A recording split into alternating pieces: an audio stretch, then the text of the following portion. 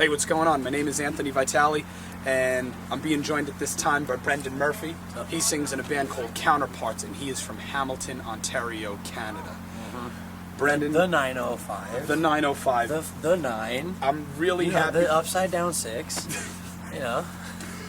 I'm really glad to have you right now. This Thank is you, really man. cool. We've been Yeah. talking about doing this for a little while. Yeah, I'm down 100%. I'm glad we made this happen. Okay, so Nervous for the questions, but lay them on me. I'm stoked. let's do it. I'm stoked to answer. Okay, so the first thing we should get on is the current tour package that you're on, okay. and the importance of this tour package. It's the Counterparts headliner, Yeah, which the first, well, I mean, we've done, because we're a Canadian band, obviously we've done Canadian headlining tours, but, this is our first, actual North American headlining tour, and we've been a band for, 9 years. So this is the first, it had to be good, you know what I mean? We couldn't skimp. So the first real big headliner, and the support has been tremendous. You have it's nuts. you have Knocked Loose, who's they just murdered the place. Obviously, I don't want to play now. You know what I mean? And it's that literally has maybe not to that extent, but for most of the time, you've got every band's killing it, and then at the end of the night we're like, oh, people stuck around, man. Yeah. I don't know, we walk in and you just see 400 kids screaming, "All my friends are dead," and you're like, whoa. The band is truly making magic happen. So you're bringing these guys out who are now your Pure Noise label mates. You have Gideon also, which is another interesting story because they're having a bit of a hard time on this tour as far as van troubles and other among other things. Break-in troubles. Yeah. So you have Gideon, and you're showing a sign of brotherhood here, helping Gideon throughout this tour. Yeah, and with Gideon too, they've the first American tour that we ever did. We did a tour with It Prevails and Volumes in the western U.S. or West Coast, I guess, and it went down, and then we had to cut across back to the East Coast. So we ended up doing a week with Gideon in 2011, I think, or maybe 2010, honestly. So we've been boys with that band for 6 years. We toured together both when both of our bands were. No one cared whatsoever, and then we toured. They were on that Canadian headliner I talked about. They were on that one, and now multiple sold out shows here in the U.S. Yeah, so we absolutely have history with those guys. They're our dogs, and when throughout all of the stuff that happened on this tour, all the terrible things that the nightmares that you have when you are in a touring band for a living. I'm so glad they're still here because I honestly, if we got broken into and then a week later. Totaled our van, we'd probably be at home. I'd probably just be like, you know what, I'm done. Yeah. No chance. And that brings me to Expire, which is the crossover band, which is really cool. A band that some people respect for making this move, and there's a lot of people that have disrespected this move that they made. 100%. But regardless, they're also having a really great tour. So this tour, you've explained it all just now, but this is an important tour, and it's huge, and it brings us to you guys, and like I said, multiple sold out shows. What's it feel like? It's so weird because in all honesty, the last few tours that we did, they were good. Especially you take a tour like Europe, a Stick to Your Guns, and Straight from the Path, and Wolf Down, friends of ours, and that and a couple of tours we did before it. They were good tours, but they weren't the best for us. You know what I mean? So we actually went through, the past 3 tours we did where we were all collectively yo, are we falling off? Do we hang this up now? Okay. We noticed it was kind of stale, and we're like, is something wrong? You know what I mean? Do kids hate us now?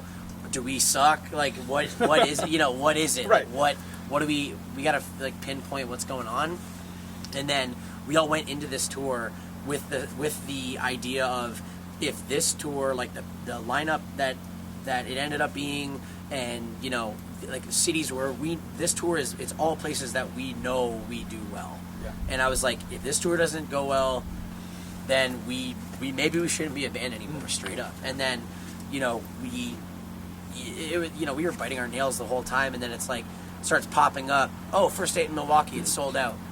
Oh, actually Chicago's almost sold out too. And then you start seeing all these the pre-sale numbers, and I'm like, yo, we're and even a lot of the shows where it would be Iowa City, Iowa at Blue Moose. It's like one of my favorite places to play. It's one of my favorite venues, one of my favorite cities.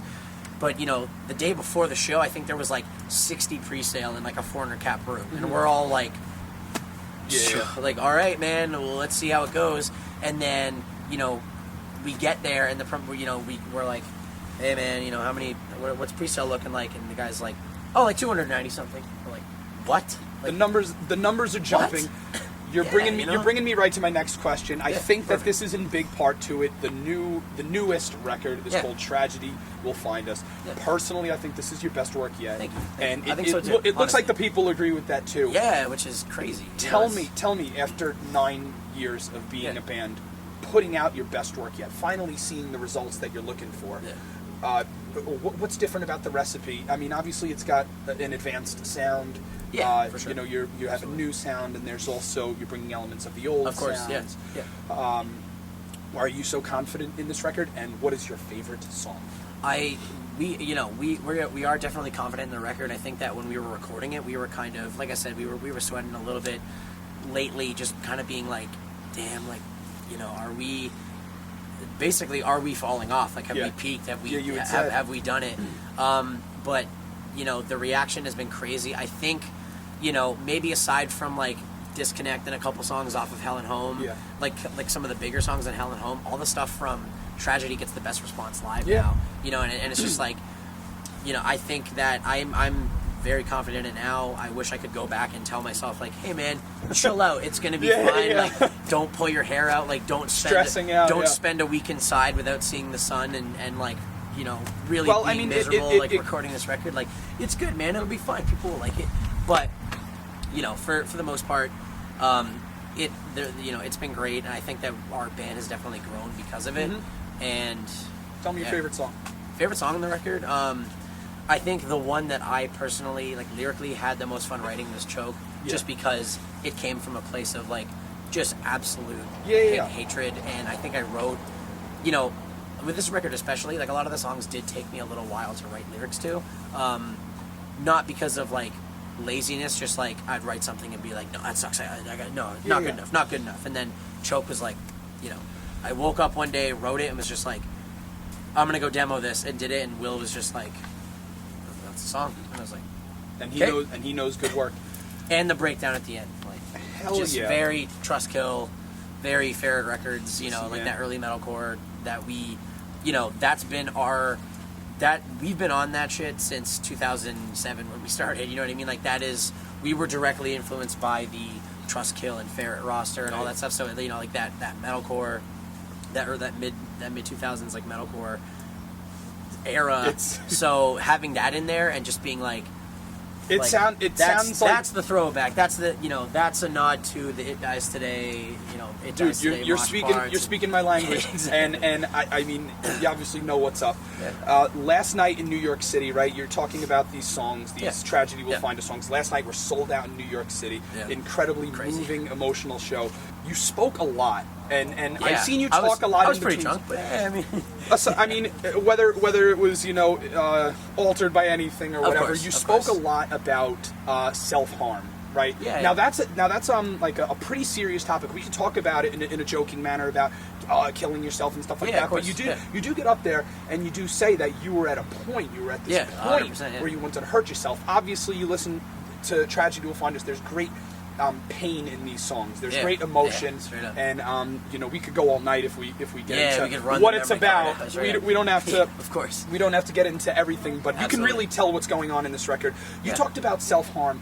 What makes you not cross that line? Why are you still here right now? Like, in all honesty, like during that period when it was all around the time when. Around Christmas, I got home from a tour, everything happened, and that I ended up writing the record about. It pretty much turned my life upside down. It more or less like ruined me, and then it was like, oh, on top of this, you also have to write lyrics to 11 songs, and it has to be done by the end of January. So it's like, okay, so I think without that, because really, like, I didn't open up about what was happening to a lot of people. And I think one of the weirdest things about our band is the fact that I can play a show in New York City and have 400 people there, and I can open up and tell everybody like, hey man, I wanted to die. Yeah. I wanted to die. So now what? But I can't. But for some reason. But why not? But why not? Right. This is a serious question that I'm laying on you. I'm not trying to put you on the spot. Not at all. But tell me, what keeps you going? I think this. You know what I mean? Like I was saying. I think that just having this platform, because without this and without being able to write lyrics and being able to have like a platform to speak about all these awful things that have happened to me, I don't know how I would get that release. You know what I mean? Like I said, it's I don't think anybody watching the show last night would be surprised if they found out that I was, definitely had some Jameson, was definitely a little emotional, but for sure, I remember playing Choke and just like really being like, just screaming. What a moment it was. Just actually screaming and feeling good and just feeling like, I'm getting it out. And so you have a healthy release, is what you're saying. Pretty much, and I think that a big reason why, some people, I don't, like I said, it hasn't hit me. It hasn't hit me hard enough to feel like to speak confidently about it. But I've got friends and family, and there's a lot of people that I've met through doing this who have had friends that have killed themselves or just hurt themselves in any capacity. Yeah. And I wonder if I wonder if without this, if I would sort of resort to the same thing, and not like, I don't know any of those people, what led them to get to that point, but I feel like without a healthy release, like without a way of, your emotions get bottled up, like, you're shaking like a soda bottle, and eventually it's gonna pop. Yeah. And I feel like if you don't have that healthy way of just letting it out, things boil over, you know what I mean? And I think that, in all honesty, if I didn't have the band, if I didn't, if I couldn't get on stage every night and have this release and yell about, the people that ruined my life and talk about my grandfather who's, doesn't know who I am and is dying and stuff like that, if I didn't have that, I would probably just shut up and it would probably just eat me alive. You know what I mean? So. Well, I'll tell you what, I think it's a good thing that you do have a healthy release, and there's a lot of people in that room, and obviously all the sold out shows that do care about you. Yeah. See, and you're reaching out. Of course, to a lot of people. Yeah. And at the end of the day, that, like I said, I'm not one to hide. I'm not one to hide what the behind the scenes aspect of the band. So like when people come up and tell me, and people ask like, you tour for a living, but like you don't make that much money. You know what I mean? Like you have what's good with your 2000 Honda Civic? Like why don't you have a 2001? Sure. Like just stuff like you can't step it up. Well, and people will question like, you're 24, like you can be doing all these things, and making all this money, and it's like, but I just don't care. You know what I mean? Okay. It doesn't. If I wanted money and I wanted like material stuff, I would just go get it, because I can, I could probably take skills that I've learned from touring for almost 10 years of my life, and turn that around into a moneymaker in some way. But I think that at the end of the day, the best part about every night is like, first things first, how was the show? Yeah. How are kids? Do kids like it? Do kids have fun? Was anybody bummed out? Yes. Do we we sounded bad, and kids are probably a little bit bummed out, and you're like, that's what like I said, there was a night on this tour where we played a city, and the show wasn't that great. There wasn't a lot of people in the room, and it was weird, like Western Canada. It was just kind of a dud, honestly. Saskatoon. And, yeah, exactly, Saskatoon show. And hey, it happens. But at the end of the day, it's like, and like when at the end of the night when we look, it's like, okay, how was the show? It wasn't that great. How was did we sell like enough merch? Was our guarantee okay?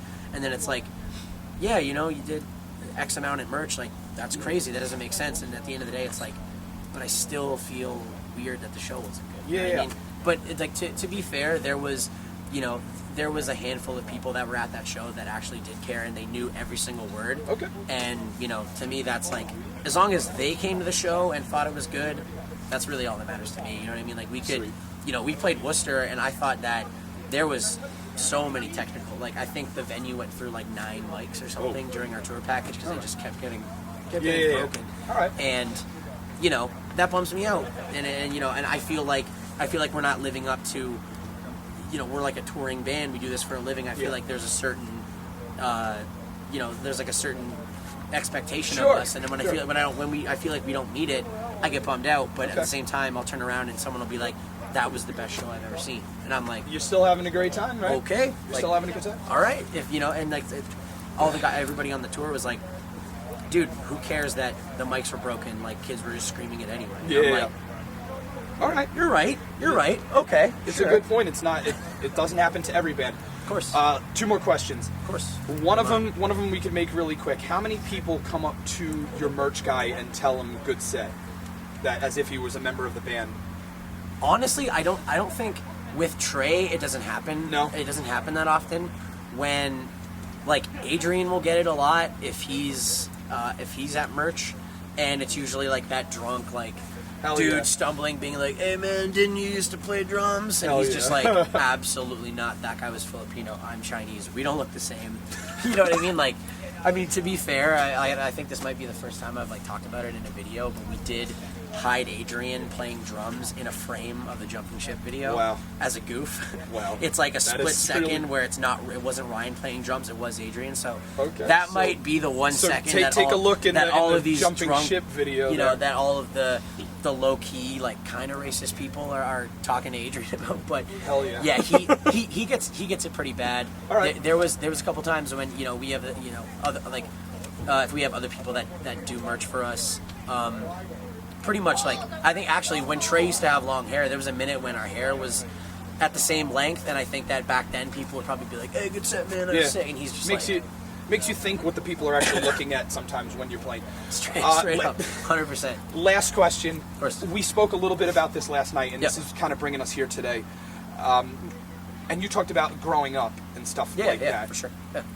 Let's talk about the people that renounce this music as if you need to graduate from this in order to become a grown man. Yeah, we were making fun of those people last night for a good while. We may or may not have been, but let's talk about it though. Do you need to get rid of this in order for you to become a man, or does anybody need to to give away all of their shirts and cut this part out of their life? Yeah. No doubt for some people it might be a phase, right? Some people it might be a phase. Yeah, 100%. Some people will not care about hardcore forever, and that's fine.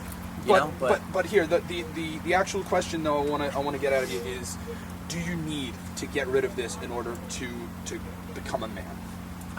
Simply that. Honestly, like absolutely not. You know, like we've met so many people doing this that like, you know, someone that played in Saints Never Surrender, like one of our biggest inspirations as a band. Brutus, Brutus is the reason why we're a band. You know, like why we sound the way we do. Yeah. And you look at someone like Tony, the vocalist, who, you know, he'll like, I don't see him too often anymore, but you know, we'll talk every now and then, and it's just like, yo, that guy's like a teacher, you know, like that. And like, dude, I sometimes I'll go watch like live videos, or you know, I'll send the link to somebody. I'll be like, check out this song, you know, Protector by Saints.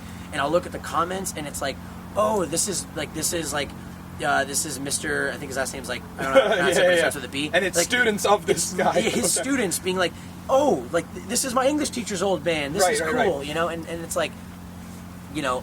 How does that make you feel? Like, what is this? I think you're completely, I think you're 100% able to. You can do this. I know so many people that are like, yeah, you know, I'm like a teacher, or like I'm a nurse, and then, you know, at Friday night at the show, they're singing along, they're stage diving and stuff like that, and then, you know, Sunday night they're going ape shit, seeing a hard, you know, they're there, you know what I mean, like they are the hardcore scene, and then they go to bed and wake up the next day and they go and they're a doctor, or they're a lawyer, or they're a teacher, or you know, everything like that. And it's like, I never understood that, you know, I never like going back to Jumping Ship off of Colonel Carius, you know what I mean, like that's what that song is about, because literally every single friend that I had at the time, minus the guys that were in the band, they all went through the same thing. Like, yeah, man, like, you know, I don't really fuck with hardcore anymore. Mm-hmm. Like, you know, like, metalcore, like, no, I don't. Yeah, the boots, right? They have like the $300 He-Man, boots. Fuck He-Man. You know, and it's like, I get it.